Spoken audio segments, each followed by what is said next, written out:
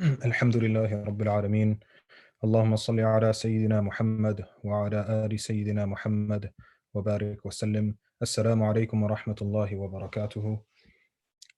Jazakumullah Khayran for joining us, mashallah, now on this auspicious night, the 29th night of Ramadan, Friday night, an odd night, mashallah, for saviors of the Islamic Spirit.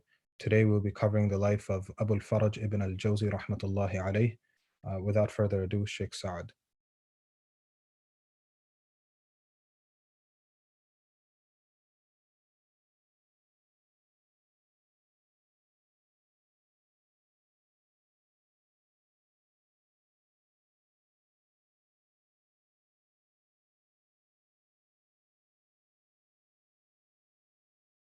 Okay. Assalamualaikum warahmatullahi wabarakatuh. Bismillahir Rahmanir Rahim. Alhamdulillah wahda wassalatu wassalamu ala man la nabiyya ba'da amma ba'd. قال الله سبحانه وتعالى في القرآن الكريم ولتكن منكم أمة يدعون إلى الخير يأمرون بالمعروف وينهون عن المنكر.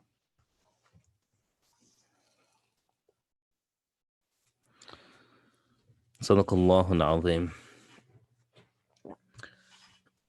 There are certain characteristics of that make a person or a community stand out. What's up, Hannah? You done going to sleep now? I had to finish my cake, but I need to still my smoothie. If you can't finish it, then you can just finish it later. Just go to sleep if you want. Okay, it's up to you. Sorry, my son just had his khatam of Tarawih, and so we had some small little snacks for the kids. I know she's not going to sleep anytime soon after what she ate. Anyway. One moment. Osman, can you come over? Or Zay, can you come over? One, two. Can you go upstairs to Mama and tell her that I sent her this? Just ask her. I sent her phone, so I sent it to her, okay? What is it? Yeah. So. Bismillah. So certain times in communities, and there are like salient features. There are signs that make those communities be known some over the other. For example, when it comes to certain communities, if you walk into the masjid, you can smell that, okay, this person just had iftar at home, and because the sign is that scent that's coming from them, that's emanating from them. What you told her? Yeah. Or for example, you can tell certain people are from a region because of an accent they speak with. Or you can tell certain people are from a region because there's some physical sign, like they're tall and maybe they have certain facial features. And also with personalities, there are signs that people have. There are signs, for example, that people, you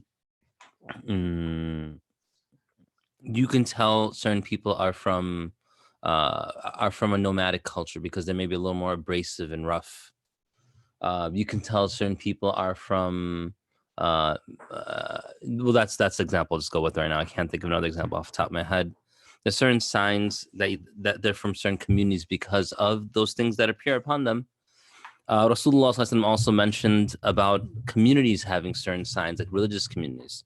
And our religious community is sign is what? Haya. These signs are not necessary for everyone to have, but if someone has them, it helps distinguish them. Why am I mentioning this? The reason I mention this is because one of the signs that Allah Ta'ala mentions in the Quran, He says, كنتم خير أمة أخرجت للناس كنتم خير أمة أخرجت للناس تأمرون بالمعروف وتنهون عن المنكر وتؤمنون بالله. That you enjoin that which is good, you forbid that which is evil, and you believe in Allah. These are certain characteristics, or signs of Muslims. And so when Muslims have these characteristics upon themselves, then it makes them easily recognizable. And because of the fact that we know in Quran, Allah Ta'ala refers to us this way, and furthermore, we know that Allah subhanahu wa ta'ala expects us to behave this way, and these are the signs that He wants on us. This sign of enjoining someone towards good and forbidding someone from evil, this is not an easy thing to do. You lose popularity, You lose the love of people sometimes. It has a very, very serious downside, for lack of better words. However, if a person's able to maintain and uphold it, then they gain Allah subhanahu wa ta'ala's pleasure. Now, there's wisdom that has to be applied when doing this. I'm not going to go into all those wisdoms. There's an entire discussion about hikmah when it comes to amr bil ma'ruf and nahy anil munkar. But today, when we go into our topic today about Abu al-Faraj Abdurrahman bin Ibn al-Jawzi rahmatullahi alayh, we see someone who was a preacher and enjoined people towards good and forbade evil. And he didn't care what anyone thought about it. From if it caused him to move, if it caused potential harm from a leader, which alhamdulillah he was able to avoid, if it meant he had to be expelled from a land, he did not care at all. Why? Because he felt that these were one of the signs and salient features of our ummah. And he was an extremely brilliant scholar, and he was also a great orator. He spoke with eloquence and with brilliance and with depth of knowledge. And he was also a very, his scholarship was very, very deep as well. Ibn al-Jawzi rahmatullahi alayhi, he was born in Baghdad. And he was born in the year 508 after Hijrah. This means that he was born a little after Shaykh Abdul Qadir al-Jilani rahmatullahi alayh, who was 38 years older than him. And when he was born, very early on, he began to study. And very early on, he memorized Quran and he started studying Hadith. Ibn al-Jawzi, about his own childhood, he begins to say, I recall clearly that I was admitted to primary school at 6. Boys much older than me were my classmates. I do not recall if I had ever spent my time playing or laughing with other boys. Instead of watching jugglers perform who frequently held their shows in the field in front of the mosque where I studied, I would attend lectures of hadith. Whatever hadith or biographical accounts of the Prophet were related in the lectures, I memorized them and then I would write them down on reaching home. Other boys spent their time playing on the banks of the river. I would invariably sit down with a book in my hand in a corner and read it from cover to cover. Now I'm going to go through some other things that he mentions, but this is point number 1. We always say, let boys be boys, let kids be kids, let them have fun. They're young. And I'm a big proponent of that. At the same time, we don't want to undo a gift that Allah subhanahu wa ta'ala has bestowed. Sometimes kids have a natural inclination towards being serious. And we say, why are you so serious? Just relax, you're a child. Ibn Abbas radiallahu anhu was the cousin of the Prophet sallallahu alaihi wasallam. People used to try to get him to lighten up and loosen up a little. And he refused. He continued studying. And those same people later in life would see him and they would remember that when you were younger, that you would go and retrieve hadith. Because the Prophet passed away when Ibn Abbas, I think he was less than a teenager at that point. You would go and study hadith and we would be playing. And they would think, what's wrong with this kid? Why isn't he coming out to play? But now later in life, we see that you were actually the intelligent one who took advantage of your time and did what you're supposed to do. And now we regret not doing what you did. So in essence, what we have to begin to recognize is we don't want to push children in one direction. But at the same time, if they're showing an inclination, if a child's reading Quran, it's khilaf al-adab. And to Allah subhanahu wa ta'ala to come and say, well, Allah inspired this child to read Quran. I'm going to close this Quran and say, you're young, go watch something on YouTube. Why when he's inclining towards it? Some kids just incline towards Allah subhanahu wa ta'ala. If a child is showing a positive inclination, let them go and engage and delve in that positivity. However, when they now are taking a break from and acting their age, there's no reason to get upset with them. But the last thing we want to do is basically begin to say, oh, don't do this now. You have so much time in your entire life, and then push them away. Then they begin to grow older, and now they're not showing the inclination anymore. Then we go to the imam and begin to complain, well, why isn't my son showing an inclination? My daughter showing an inclination towards the deen? Well, when the door is open, you slammed it shut. And now you're trying to pry it open, and it's locked. It's not going to open except by the tawfiq of Allah subhanahu wa ta'ala. So lesson 1 is that when a person sees a positive inclination, tawfiq granted by Allah subhanahu wa ta'ala, we don't get in the way. We let Allah do with our children what he wants them to do. But if they now want to act like children, we let that be. So we don't force them away from something good. But if they're behaving as they should behave, quote unquote, according to their age, then we let it be. Ibn al-Jawzi rahmatullah alayhi, he further mentions, I was so eager to attend class on time that I was often out of breath upon reaching the school before the lectures began. It happened not infrequently that I had nothing to eat the whole day, but I'm thankful to Allah that I had never had occasion to be grateful to anybody, occasion to be grateful to anybody in that regard. Meaning what? That even that he was grateful that he was never pulled away by these desires of his, by the natural need of a person from his studies. Now, Ibn al-Jawzi rahmatullahi alayhi, from a very early age, he would read. Baghdad had all these libraries. He would go and he would read whatever he can get his hands on. And this is lesson number 2. Encourage your children to read. You know, one parent was asking me, can you give me a book list? He's a parent in Chicago. He memorized Quran. He wants his son to memorize Quran. So he's saying, you know, can you recommend something for me, for my kids to read? I'm like, how old are your kids? He said they're about 11 years old and younger. I'm like, okay, well, you know, what about Captain Underpants? And they're like, he's like, no, like, what are like some good books? I'm like, dude, any book your child can get his hands on, as long as nothing's haram in there. Maybe Captain Underpants not the best example, but you know, whatever he can get, or a Diary of a Wimpy Kid, or you know, something like, you know, something that they get their hand on, they begin to read, and they enjoy, they get that taste for reading. Let them read. No, astaghfirullah. Here's Fath al-Bari. Start reading. The kid's gonna open up page 1. He's gonna fall asleep. Then we're gonna hit him for falling asleep. Then he's gonna open up to page 2 and fall asleep again. It's gonna be a negative cycle. Rather, what we should do, let the person get a joy for reading, and then create libraries in the house. I'm not sitting in my library right now, but we have a library in our home.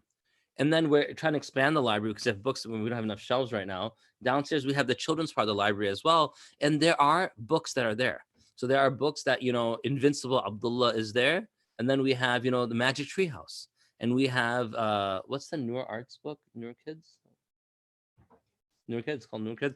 We have Noor Kids there. And then we have something on Ninjago over there as well.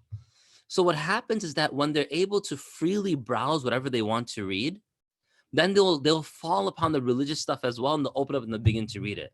Whereas if we only, you know, if we have only one genre present, and then they're looking at it and they don't like it, then they're just gonna have that idea that, oh, this whole shelf is filled with things that are boring. I'm not gonna be happy. And so let them read. And if we don't stop their inclination from good, and we let them, lesson 1 that I mentioned a moment ago, and let them do their good things, and then they want to learn and increase that knowledge, then you can point them towards books.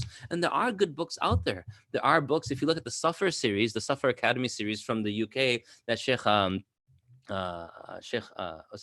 Hassan? Is that his name? I can't remember right now what his name is. It's skipping my mind. But he established this this maktab series of books, and from them he took out bedtime stories, and he made a whole audio recording as well. But you know, you have those stories there. Children listen to it before they go to sleep, or what's one of them? What's that storybook that we're reading after Zohar before Ramadan that you guys would read? No, Pearls of.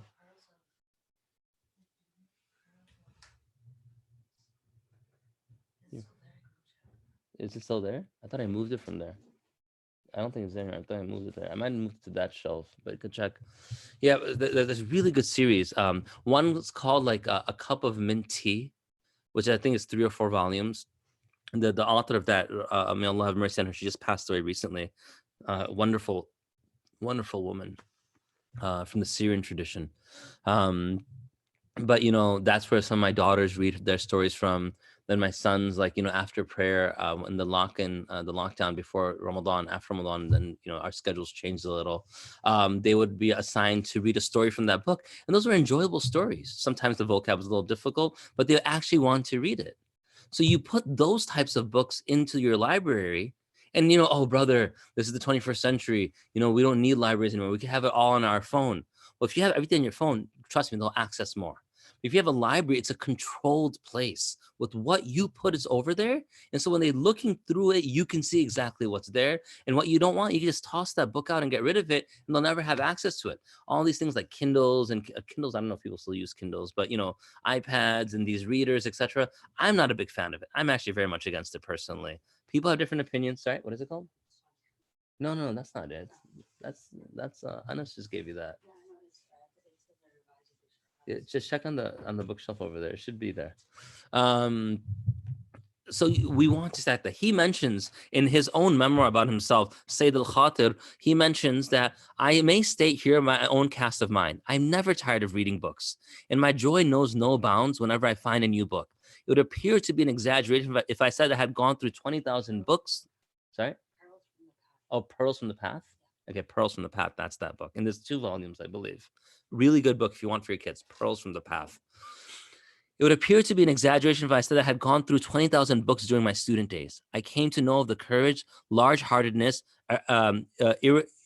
erudition, tenacious memory, piety, and eagerness for prayer cherished by the scholars of the past, which I could have not learned without reading those books. My study of books in those days also revealed to me the shallow knowledge of scholars in our times and the dull spirits of students today. So there's 2 lessons to be done over here. First lesson, you want your kids to read, pick up a book. Don't come and complain to me that my kids aren't reading. Shaykh Hassan Ali, okay, Jazakumullah Khayran. My kids aren't reading. Well, if they don't see you read, they're not going to read. You need to be reading in the house. You need to have books present. You know, my kids were young when my wife and I were both doing our masters. Then when we traveled to Zambia to study, they were also young. Then our daughter was born. They were always around books. I'm not saying that I'm an academic person, but books had to be there by the stages of my life. And so they were always exposed to books. And so as a result, they have an inclination to it. They have a lot of faults. I'm saying this in front of them. They have many faults.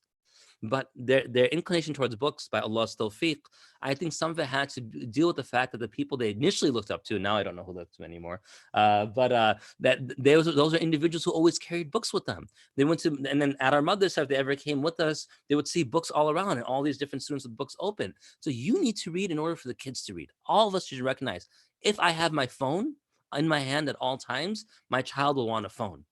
The reason why I wear a wristwatch, I never wore a watch before, is because I began to notice that I would take my phone out to check the time, and my kids began to notice that I'm always checking the time on my phone, but they're looking at the phone, so the phone had importance. So I can't do this anymore. So what did I do? I bought a wristwatch so that now I can look at the time without having to pull out my phone. Because the more you have your phone out, the more they're going to put importance towards a phone. The more you have, for example, a basketball in your hand, the more they'll put importance towards basketball. And if the more you have a book in your hand, the more you're praying, the more you're reading Quran, the more they will do the same as well. When parents come and say, oh, I wish my child could be hafiz, and then you ask them, well, how much are you reading Quran in front of them? And you're like, oh, I don't really do that in front of them. Then they're not going to get that habit. They're just not going to get that habit. So you have to mirror the way you want them to be in order for them to be it. You know, I'm not a good parent. I'm not claiming I'm a good parent. I'm hard on my kids. My parents are listening. I feel bad saying it. You know, sometimes I make snarky comments, etc. I have to fix that. But by virtue of them having been with me when I was with my teachers, they at least saw proper etiquette, how it should be. And so maybe later in life, they'll recall those moments and be able to go back and think, well, this is how things should be. So you have to mirror those things for children. The next point is that, subhanAllah, what was the next point? Oh, yeah. Many scholars, Sajjad Nomani, rahmatullahi alayhi, he puts a lot of emphasis on this. And many, not Hafidhullah, he's still alive. Hafidhullah, he puts a lot of emphasis on this. And many scholars put emphasis on this as well.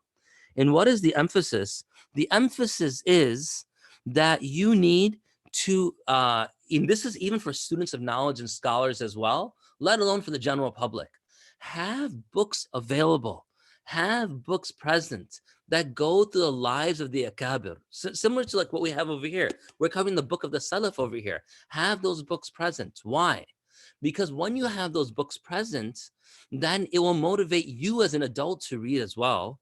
But children, when they open up those books, what will they see? Oh, this is how people used to behave. And this is the ideal way of living. So I have to embody this particular way. This is why have a copy of Hayat al-Sahaba in the house. Have a copy of Saviors of Islamic Spirit in the house. Have a copy of, I don't know, all the books of Akabir right now. Skipping my mind. I'm not sitting in my library right now, but have those books present.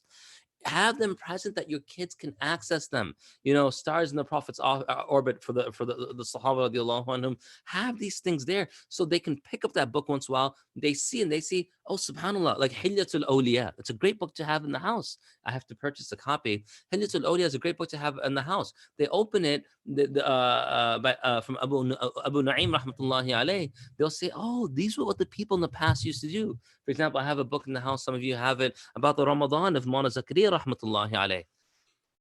A kid opens up that book. It's an easy read. And they'll say, subhanAllah, this is how Ramadan should be? That he read 60, 61, 62 khatam of Quran. When they begin to see someone read 62 khatam of Quran, they may no longer be content with only do one khatam anymore. They might say, I'm going to push myself to do 2 or 3. And these individuals, Mawlana Zakaria rahmatullahi alayh, we have in our company those who've met him. Right, we have in our company those who met him. When I was in Zambia, even the place where he stayed there is sort of still preserved over there. I mean, someone lives there, but it's a scholar who sort of left that room such that it's intact.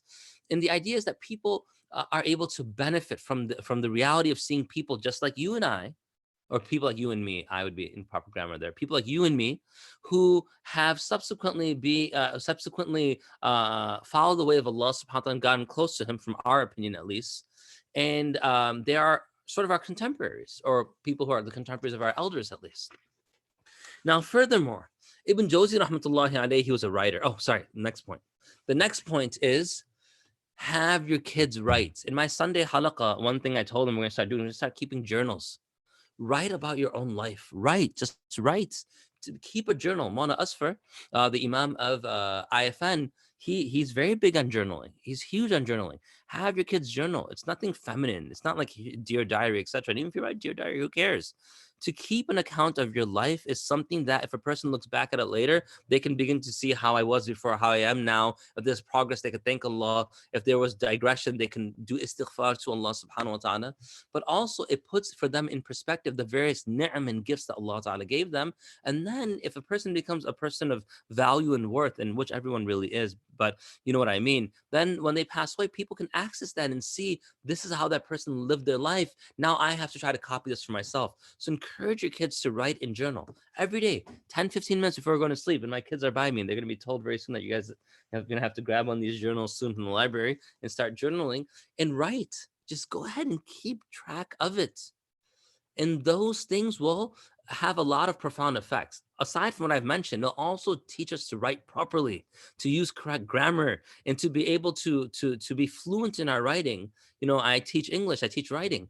And sometimes my students, when they're writing, you know, you give them like a 2-minute, when they come to class, there's a bell ringer, you post a question on the board and say, okay, right, answer this question. And after 10 seconds, like, oh, I'm done. What do you mean you're done? There's so much more to say, but people aren't saying it. You need something?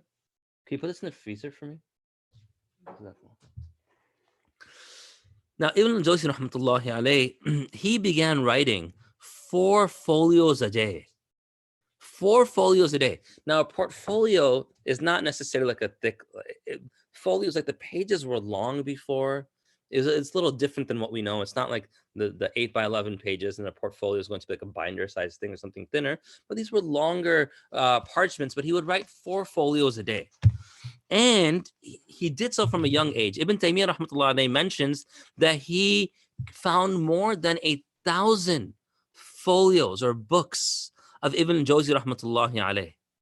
And what happens is that when you're writing this much regularly, you have to write, eventually go beyond just saying, today I ate pakora and I dipped it in spicy ketchup, and then I had a stomach ache, so I missed rak'ah 5 through 12 in Taraweeh. More than that, you'd have to start writing something a little more. Well, to write something more, you have to begin to read more. When a person begins to read, then they begin to write, and vice versa.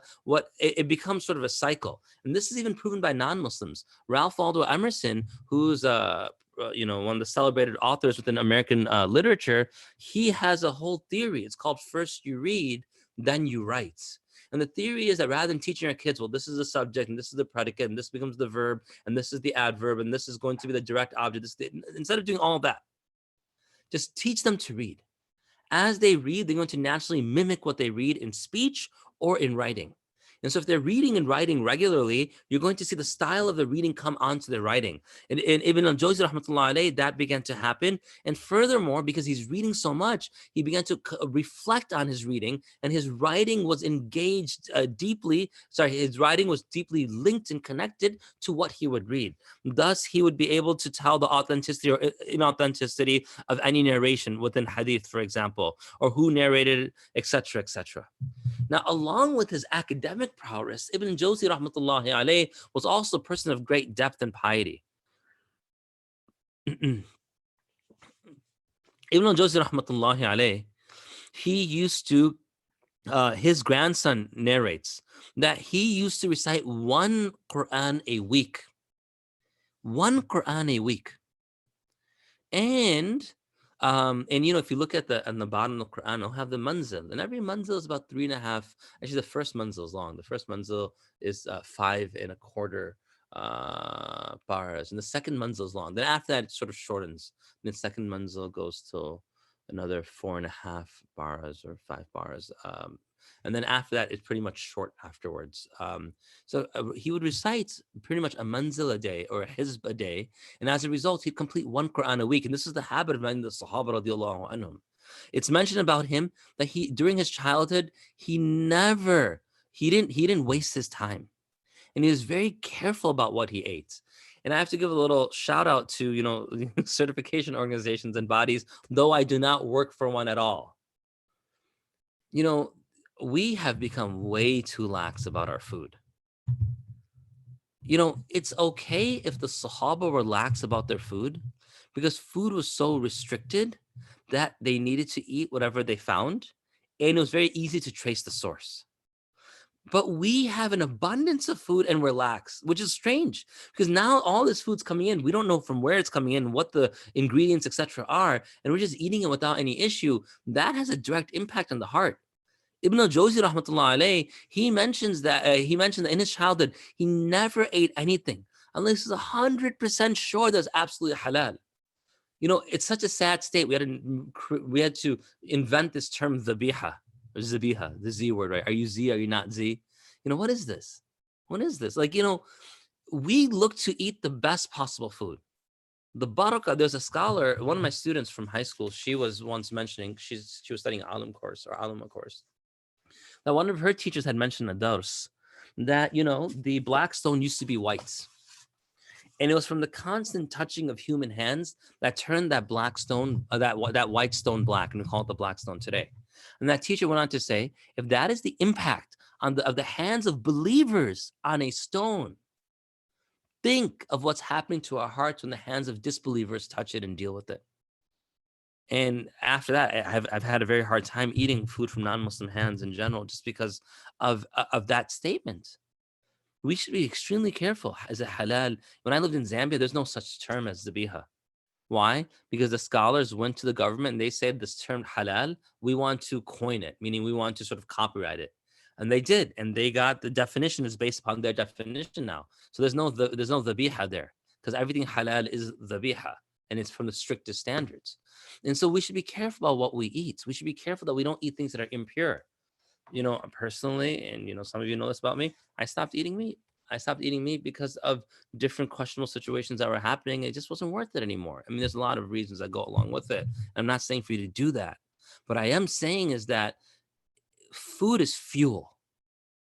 You don't hear a car ever saying, oh man, why is he giving me Amoco gas? I need Shell BP, or is BP Shell, whatever, nitro and BP this. Fuel is fuel.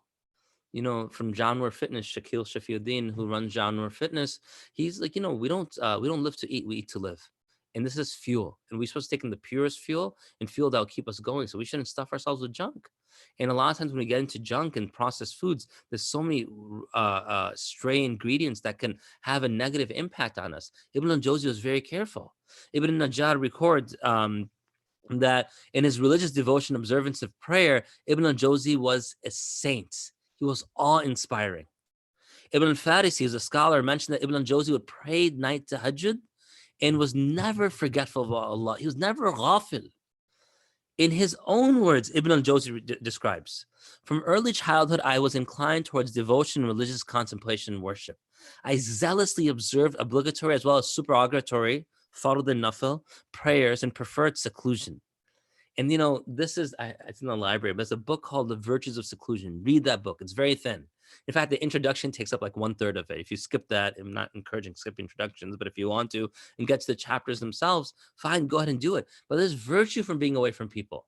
We're always around people. Why do we always have to Zoom call someone and FaceTime someone? And yes, check on family. Make sure everyone's okay. Establish silat rahim. But we go beyond what is expected within the deen and what's probably even recommended within the deen. People there's influence with being with people.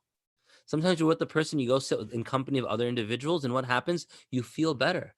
And sometimes, and subhanAllah, I was speaking with someone recently who was they're trying to purchase a home.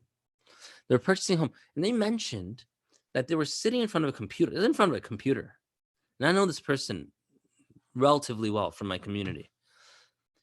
And he was sitting in front of the computer, and they said that they were looking for a home, and they found a home, and they said they opened it. The price was right and everything. They opened it, and he said, immediately my heart became heavy. And I felt physically sick from this.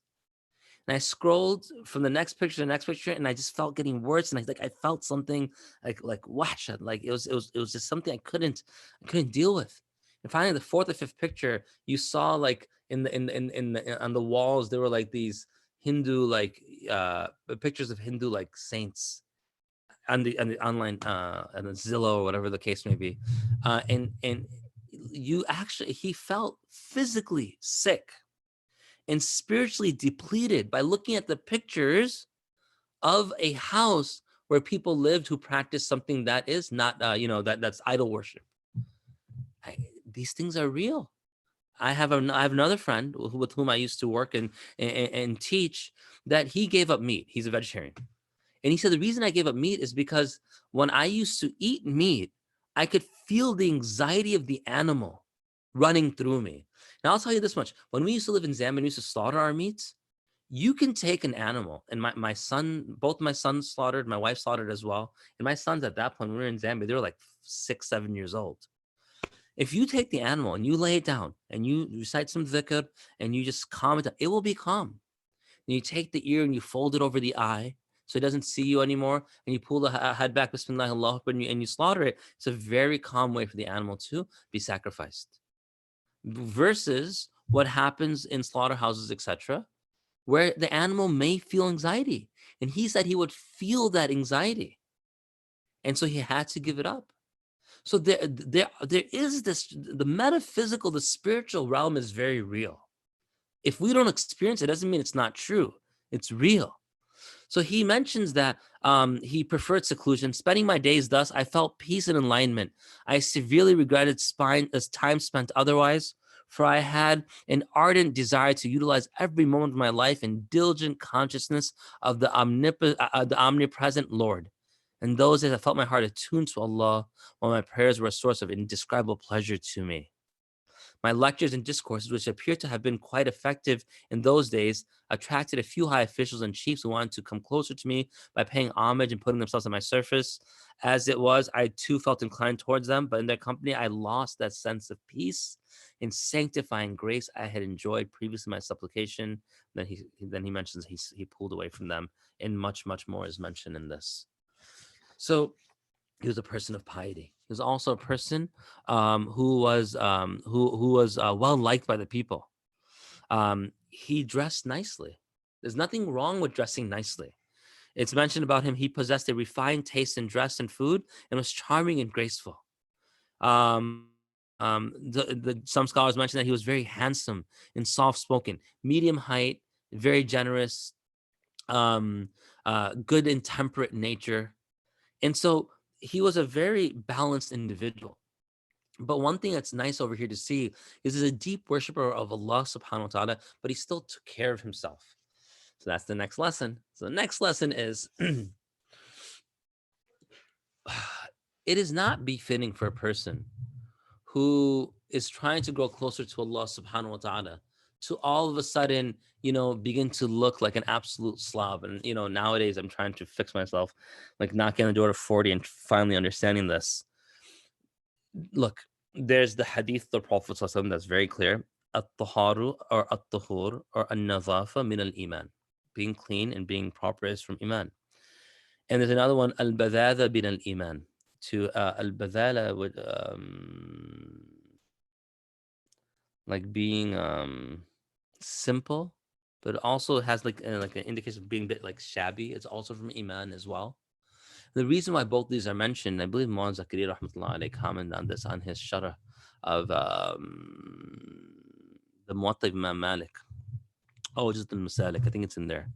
That he mentions that because the Bedouins, you can't expect them to follow the hadith of at-tahur and tahara, because they're constantly traveling through the desert. It's hard for them to keep clean and not keep dusty, etc. But for those who live in the city, they should make an effort to appear nice. Now, some people naturally, they just have a problem with it. They just naturally, those individuals who are, they don't take care of themselves. And there are people like that. And there are Sahaba like that as well. People have their own, disposition. That's fine. But we should recognize that it doesn't necessarily equate piety to live in a way where, you don't look nice. Looking nice, the Prophet ﷺ has mentioned that Allah is beautiful and He loves beautiful things. So why wouldn't He like for our internal and our external also to both be what? Beautiful. His knowledge and his aspirations. He mentions, and this is beautiful. What's awesome about this chapter is so much about this is just from himself.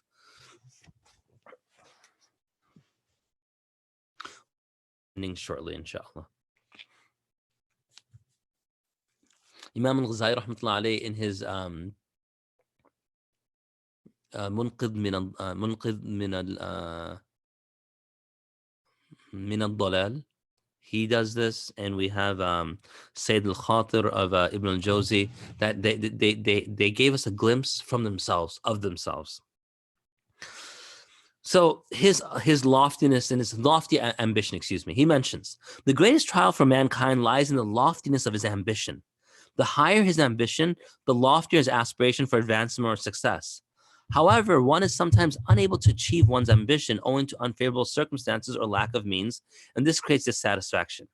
What does this mean? People, they have high goals. Sometimes they fall short, and it upsets them. But Allah has made me so ambitious that I always have a yearning for something higher, and I've never felt that Allah subhanahu wa ta'ala might not have made me too ambitious. It is true that life can be fully enjoyed only by a carefree, imprudent, and listless person. But nobody endowed with brains would ever prefer the retrogression of his intellect simply for the sake of getting more fun out of worldly pleasures. Meaning what? A person who has no care is probably obviously going to enjoy life. But no one says to be foolish that way is going to be a guarantee that you're going to have a good life. That's what he's basically saying. And he mentions about himself that he had very high aspirations. And then he had firm confidence that Allah will let him reach those aspirations. And we should never settle for what's less. We should never settle for what's less. If you're going to be in a profession, aim to be in the best of that profession. If you're aiming to be an athlete or a student, aim to be the best person in that capacity that you can be. This is something that's prophetic by nature. The Prophet ﷺ aimed to be the best at what he did. Even when he was a merchant, he was the best merchant. The shepherd is the best shepherd.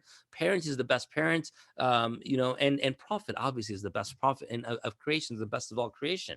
So we aim for the best, but we should have confidence in Allah Ta'ala that He will help us reach that. Not that we're going to fall short and then we question Allah Subhanahu wa Ta'ala. We recognize that yes, if we fall short, Allah had a wisdom behind it. Abu Muslim al-Khurasani, rahmatullahi alayhi, one time he could not sleep. So when he asked why, he replied, "How can I sleep?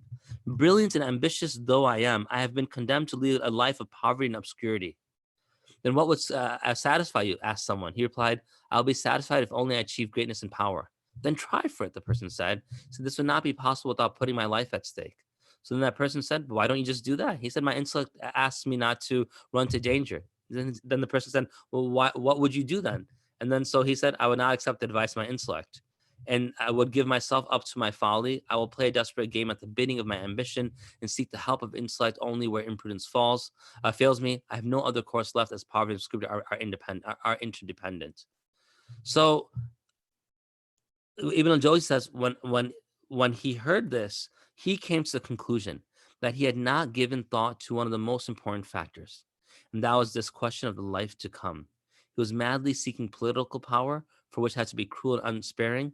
He had just gotten a fraction of worldly power, and thus he fell to be an easy victim to treachery, etc. Ibn Jawzi, on the other hand, his ambition is quite different from theirs. He said, I aspire for profound knowledge, embracing the entire field of learning. I want to achieve a thorough and complete understanding of every branch of learning, which if you've ever studied Deen, you know just studying every branch is hard enough. But to become thorough and a master of everything, as he mentions, which is obviously not possible in the short span of life, I do not consider anyone perfect in the knowledge of a science, so long as he lacks perfection in another branch. For example, if a hadith scholar is not a master of fiqh, I consider his knowledge to be incomplete. Ibn al-Jawzi couldn't deal with that. And actually, if you study, you see the truth of this. If an individual lacks knowledge in one area and teaches in another area, that other area will eventually hurt that person, or at least allow them not allow them to experience the completion of knowledge or the heights of knowledge. Ibn al-Jawzi, when he recognized that, he did not want to deal with that anymore. So what did he say? I aspire to become the best. And if you look at him, he was one of those scholars that you saw that he had depth and proficiency, and he excelled in all fields. His tafsir, his hadith, all these different fields he excelled. Why? Because he made that ambition for himself. He didn't just say, well, I'm going to study one thing, I'm just going to move on. And he has many, many books that we speak about today. In particular, one famous one is Al-Talbis al-Iblis, the deceit of Iblis. And what he basically does, he looks socially at society and he begins to critically evaluate and see the way Shaitan tries to trip us up. And so Ibn al-Jawzi, rahmatullahi alayhi, he was very keen on the different sciences. He also was very critical of people. He criticized scholars. He was very critical of scholars. He mentioned that one of the greatest weaknesses of the scholars is that they have occupied themselves with vain discussions, but do not pay heed to the scripture, hadith, and the biographies of the companions of the Prophet ﷺ, which would have a soothing effect on their souls. It hardly needs emphasizing that the discussion on trifling issues of the types of impurities and the methods of purification will not make one tender-hearted. What was he saying? He's like, look, those things are necessary. But when you become so caught up in it that you're not benefiting yourself in that process, you're not softening your heart, then you might be a scholar based upon what you've memorized and what you can read, but you're not a scholar from the heart. إِنَّمَا يَخْشَى اللَّهَ مِنْ عِبَادِ الْعُلَمَاءِ. That the scholars are the ones who have true khashya of Allah subhanahu wa ta'ala within their hearts. That's the position. And so he would critique them. And he would critique their sincerity. If the students of any scholar leave their teacher to sit at the feet of another teacher, more learned and reputed than them, he feels a burning in his heart. That does not befit a sincere scholar. Sincere scholars and teachers are like physicians who treat people simply to secure Allah's pleasure and contentedly give their blessings to any other physician who's able to cure their patient. And he was calling them out. And he also called out the rulers. And what that did was it left a bad taste in the mouth of the rulers. And the rulers did not like the fact that and you'll see this with Izzuddin bin Abdus Salam as well. But at the same time, so let's put it this way: the rulers took what he had to give because he was so pious and he spoke with such truth. And he sought nothing in personal benefit, that they accepted what they had to say, but it was difficult to swallow. At the same time, but they did listen, and it was a power that he had. I'm trying to pull up a quote that shows you what I mean. Anyway, I don't want to search too long and then run out of time. He also spoke to the rich and the affluent that give your wealth and don't hoard it for yourself. And so there's a lot about Ibn al-Jawzi rahmatullahi alayhi from his writing and his studying the lives of the people who came before him that helped make him who he is.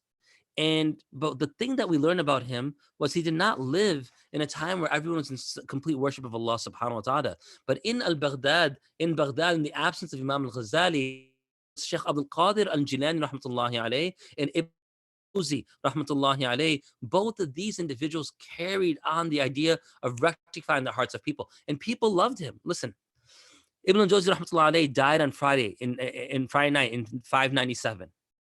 The entire population of Baghdad left its work to attend his funeral prayer, which was held in the Grand Mosque of Mansour.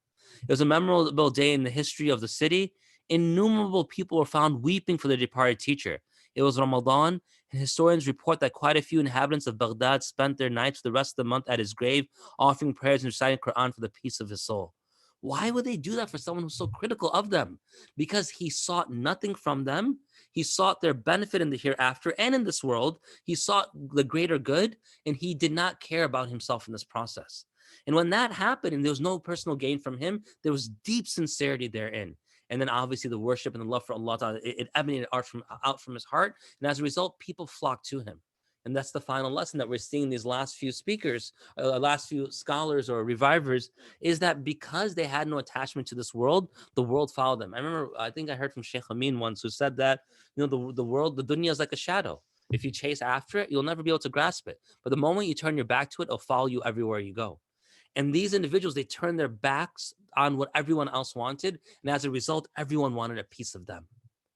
So inshallah, we'll stop over here. Tomorrow is going to be, we're covering Nuruddin al-Zangi and Salahuddin al-Ayyubi rahmatullahi alayhi. That might carry into Saturday. I'm trying to do that tomorrow because I really want to get to Izzuddin al-Abd salam for Saturday, so we're able to complete everything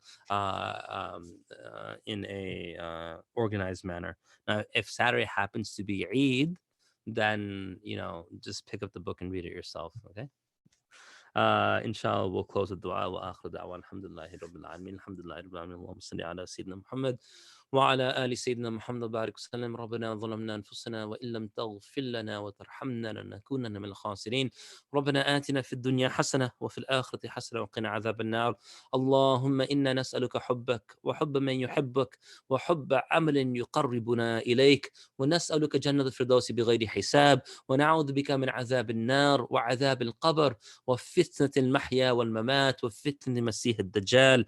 اللهم انصرنا، اللهم احفظنا، اللهم انصرنا، اللهم احفظنا، اللهم احفظنا من كل بلاء الدنيا. اللهم انصر المسلمين والمجاهدين في كل مكان يا رب العالمين. اللهم إنا نسألك اللهم إنا نسألك العفو والعافية. اللهم إنا نسألك العفو والعافية. اللهم إنا نسألك العفو والعافية. اللهم إنك عفو تحب العفو فاعف عنا. اللهم اغفر لنا وارحمنا وأنت خير الراحمين. Ya Allah, we thank you, Ya Allah, for letting us be Muslim, Ya Allah. If you willed, we could have been from any other ummah, Ya Allah. If you willed, we could have been disbelievers, Ya Allah. If you willed, we could have been animals, stone, we could have not been created, but you made us, and you made us from believers, and you made us from the believers, from the best prophet and the best ummah, sallallahu alaihi wasallam. Oh Allah, we thank you for this, and we ask that you allow us to show our gratitude to you by being fully submissive to you, Ya Allah. Oh Allah, let our lives be lives that are spent for you, Ya Allah. Let us not care about the world thinks about us. Let us care what you think about us, Ya Allah. Let our hearts be pure, and from it let there emanate a nur that lights up the entire world, Ya Allah. Let us speak the truth, Ya Allah, even if it's against ourselves, Ya Allah. Let us not be afraid, Ya Allah, of the world, Ya Allah. Rather, let us only be afraid of you, Ya Allah. Let us not care for the rewards of the world, Ya Allah. Let us only care about your happiness, Ya Allah. Oh Allah, we turn to you and we ask that you allow this night, potential night of Laylatul Qadr, this odd night, Ya Allah, be a springboard for us to continue our worship and our submission to you in the nights after Ramadan, Ya Allah. Let us carry on this practice, even of these virtual talks, Ya Allah, in some capacity, even once a month, if it allows us to recalibrate and our spiritual compass, Ya Allah, to remember you, Ya Allah. Let us not leave the practices that we're doing, Ya Allah. If we cannot pray 20 rak'ah every night, Ya Allah, give us tawfiq to pray 2 rak'ah every night, Ya Allah. If we cannot fast every day, Ya Allah, give us tawfiq to fast once a week, Ya Allah. If we cannot give charity every night, Ya Allah, give us charity that every Friday, give tawfiq to give charity every Friday, Ya Allah. Oh Allah, let us, Ya Allah, continue and maintain what has happened throughout this month of Ramadan, throughout Ramadan, Ya Allah. But oh Allah, do not allow us to look ahead to what happens after Ramadan without fulfilling the remaining days and hours of Ramadan, Ya Allah. Oh Allah, let us be amongst those, Ya Allah, that Ramadan comes and leaves, but when it leaves, its spirit remains with us, Ya Allah. Let us be amongst those, Ya Allah, that when Ramadan comes and leaves, it leaves us as changed individuals for the better, Ya Allah. Allah, let us be amongst those, Ya Allah, when Ramadan leaves, Ya Allah, we find within ourselves, Ya Allah, a heart that is more purified, but a body that yearns and a soul that yearns for your pleasure, Ya Allah. Oh Allah, we ask that you give tawfiq to our scholars, Ya Allah, to reach the position of these scholars of the past, Ya Allah. And we ask that you give us tawfiq, Ya Allah, to be followers of them as well the followers of the saviors of the past, Ya Allah. Oh Allah, we ask that you overlook all of our mistakes and shortcomings, Ya Allah. So much mistakes and so much wrongdoing have come from us, Ya Allah. You are so merciful, Ya Allah. We ask that you bestow and shower your mercy upon us, Ya Allah. Never let us, Ya Allah, do that which will displease you, Ya Allah. Never let us become consistent in sin, Ya Allah. Never let us think that we can save Tawbah for another moment, Ya Allah. Oh Allah, never let us be one way in the face of people and then another way in our own private homes, Ya Allah. Oh Allah, let us be like Umar radiallahu anhu, who his private life was better than his public life, and we know the greatness of his public life, Ya Allah. Let us be amongst those who fulfill the sunnah of the Prophet sallallahu alaihi wasallam, Ya Allah, in our lives, Ya Allah, towards our family, Ya Allah, in our work, in our friends, in our relatives, and the non-Muslims and Muslims and everyone alike, Ya Allah. Allah, let us fulfill the haqq of everyone, everything that we ever interact with or come in contact with, Ya Allah. Oh Allah, verily this COVID that spread throughout this world, Ya Allah, it's forced us to become secluded. We've gained benefit from this, Ya Allah. Do not allow us to leave those things that you've allowed to come into our lives that are beneficial, Ya Allah. But oh Allah, we ask that you open this world up again so we can worship you in the masajid. We can go to your haramain, that we can go out, Ya Allah, and be with the brothers and sisters, Ya Allah. So, oh Allah, we ask that you remove this COVID and show the world your power by removing it as quickly and as comprehensively as it came, Ya Allah. Oh Allah, we turn to you, Ya Allah, and we ask that whatever difficulties we're going through, Ya Allah, to remove them from us, Ya Allah. Our brothers and sisters are suffering across the world, Ya Allah, in Syria, in Palestine, in Kashmir, in Iraq, in India.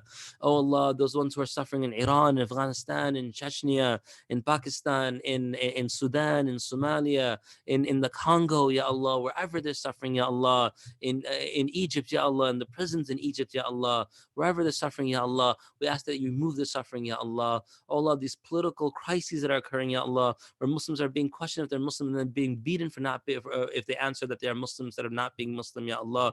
Oh Allah, remove this, Ya Allah. Oh Allah, allow us, Ya Allah, to have so much strength in our ummah, Ya Allah, that when we tell a country to stop, they listen to us, Ya Allah. Oh Allah, do not let us remain in this despicable, degraded state, Ya Allah.